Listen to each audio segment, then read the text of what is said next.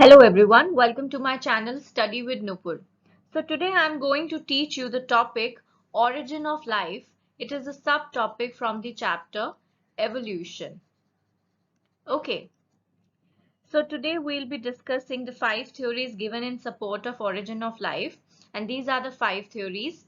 We'll be discussing all of them in detail. First is your Big Bang theory, then theory of special creation, then theory of catastrophism, theory of panspermia and cosmozoic origin, and theory of spontaneous generation. So before I begin, can you recall or can you tell me what do you understand by the term evolution? Now, in the previous video, that was our lesson number 1, I gave you an overview of evolution, and this is our lesson number 2, where we are going to discuss the origin of life. So before that, can anyone tell me what do you understand by evolution? So evolution is a gradual change. It's a gradual change in characteristic features of species brought about by the need to adapt the situation and environment through natural selection. You must have heard this term a lot, natural selection. Now let's begin with origin of. So origin of life, now there have been many theories given, but the most accepted one was the Big Bang theory. It is also the most important theory. Now, as life or the origin of life comes only after the origin of universe and the origin of solar system. So Big Bang theory explains how the universe came into existence and how our earth came into existence, because only once the earth is formed, then only the life on earth will came into existence. Okay, so Big Bang theory was given by Abel Lemaitre. Okay, now according to this theory, it explains the origin of universe, how the universe was formed. So I have explained it to you with the help of a flowchart. Look at it. It will help you understand the theory better and also in an easy way. So Big Bang, as the name suggests, Big Bang. So Big Bang is a singular, huge explosion. Okay, in an unimaginable physical term. So once the Big Bang happened or the huge explosion happened, the universe expanded and temperature came down.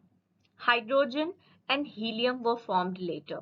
Now these gases condensed and gravity formed galaxies of the present day universe. At that time, solar system came into your existence. But with solar system existing at that time, there was no atmosphere. It was without atmosphere. But so in the solar system of Milky Way galaxy, Earth was supposed to have been formed 4.5 billion years back. Okay, without the atmosphere. Now, water vapor, methane, carbon dioxide, and ammonia, these gases were released from the molten mass covering the surface. UV rays breaks down the water into hydrogen and oxygen. Oxygen was released from there and it combines with ammonia and methane, forming water and carbon dioxide. Okay, later ozone was formed, then the temperature came down. Okay, temperature came down and eventually rain happens. Now, when the rain happens, it fills the depression to form the ocean. It forms ocean. And life appeared 500 million years after the formation of the earth. Okay, so that's how the Big Bang explained the formation of the universe. And only after the formation of earth, life came into existence. Now just listen, as far as we know, life occurs only on earth. Yes, there's no alien life we have yet discovered, though the possibility of its presence is there. Methane. Methane has helped in the origin of life on Earth, Methane is also found on Jupiter and Saturn. Okay, water is found on Moon, but life on any other planet is still a big question mark. Okay, so this is from the origin. Now let's move to the theory of special creation. Now, under theory of special creation, three other theories have been given under this theory. So the first one was, or first the first one comes from Bible, and it states that the life is created by God within 6 day interval of time. 6 day. Day 1 heaven and earth form, day 2 sky and water, day 3 land and land plants, day 4 sun, moon, stars, 5 birds and fishes, day 6 land animals and humans. The first man was Adam.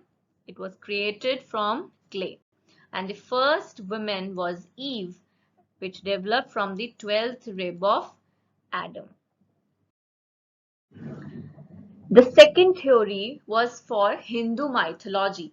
In Hindu mythology, it is believed by the whole world is created by Brahma, the creator, the god. Okay, Hindu god. So the humans were formed from his head, birds from his chest, goat from his mouth, and plants from hair. The first man was called Manu, and the first woman was Shraddha. Then came the third theory, that is the theory of eternity.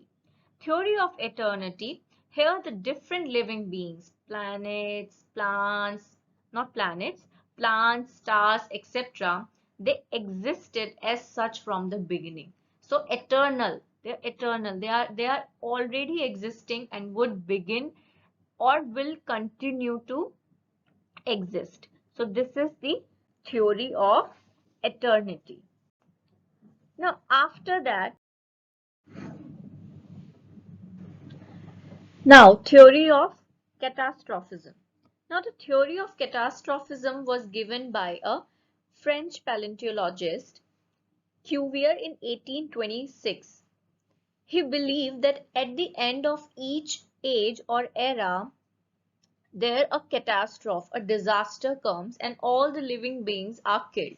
And then begins the new age with new creation. So we know that the world has passed through many ages, and at the end of each age, according to Cuvier, a disaster or catastrophe brings down every living being and a new species is evolved with the beginning of a new age. So that is from the theory of catastrophism. Then theory of panspermia and cosmozoic origin. Theory of panspermia and cosmozoic origin. Here the Arrhenius, Richter, Preyer, Richter, Hoyle, Bondi, they all believed in eternity of life. According to Arrhenius, life was transferred from cosmozoa to different planets as small units called spores. Okay, can anyone explain me what are spores according to him? So you can write it down, or I'll be sharing the notes with you on my Telegraph channel. So according to him, spores are covered by a thick protective coat, covering, you can say.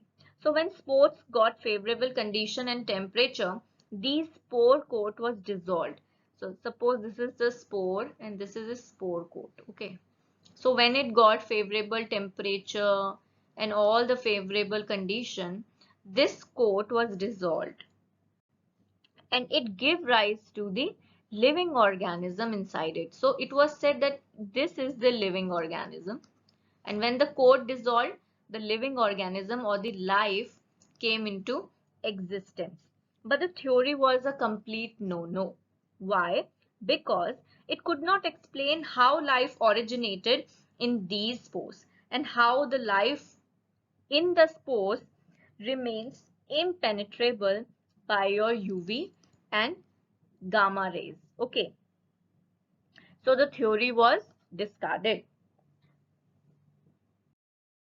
Theory of spontaneous generation.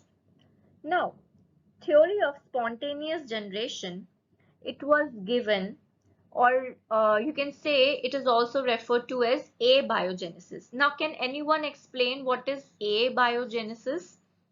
Abiogenesis is the origin of life from non-living non-living organisms. Okay, so three scientists have their own thought process about the spontaneous generation of life. First was Anaximander.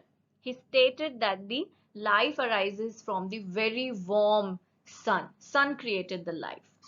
Then came your Aristotle. He believed that the plants developed from soil, worms, and snails are the products of putrefaction, and frog was believed to arise from the moist soil. Then came Van Helmont. Van Helmont had claimed that the origin of mice of both sexes from human sweat and wheat bran kept in dark for 21 days. So overall, the theory of spontaneous generation, it postulates that life originates from non-living matter spontaneously from time to time. It was supported by Plato, Aristotle, Anaximander, Van Helmont up to the end of the 17th century. Then came the theory which was given by Huxley. Now, Huxley criticized the theory that was given, your theory of abiogenesis or theory of spontaneous generation of life. So Huxley discarded it by giving his new theory that states that the life originated from pre-existing life only. So there is a life, it it originates, it evolved, any changes that occurs in the newer one is from the pre-existing ones. Okay, so this was given by Huxley. So we have studied about the origin of life, we have studied all the theories, their criticism, how the arrival of the new theories takes place. Okay, so this is all from your lesson number 2. Now, in the next video, that is your lesson number 3, I'll be sharing the link. So, in the description, in lesson number 3, we'll be studying biogenesis, modern hypothesis of origin of life, and biological evolution. Okay, so for now, thank you. Please do like, share, and subscribe.